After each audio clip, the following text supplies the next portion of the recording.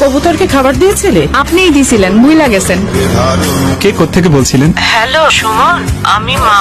ফোনটা ঘরে ফেলে গিয়েছিস, ভুলো মন হলে চলবে? মা আসলে শোন, আজকে তো তোদের মাদার্স ডে, ভাবলাম তোর জন্য খিচুড়ি রান্না করি, এত প্রিয় তোর।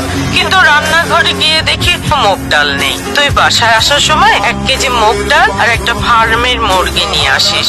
আচ্ছা না, 2 কেজি আনিস। লেবু আনিস। আর আমার হাঁটুর ব্যথাটাও এত বেড়েছে, কিন্তু ওষুধটাও মা, ওষুধটা তোমার সেকেন্ড ড্রয়ারে আছে, তুমি বোধহয় ভুলে গেছো। বাইরে খেয়ে আসিস না, তাড়াতাড়ি বাসায় ফিরিস। আচ্ছা তুই কাজ কর। রাখি রে। আসবো মা।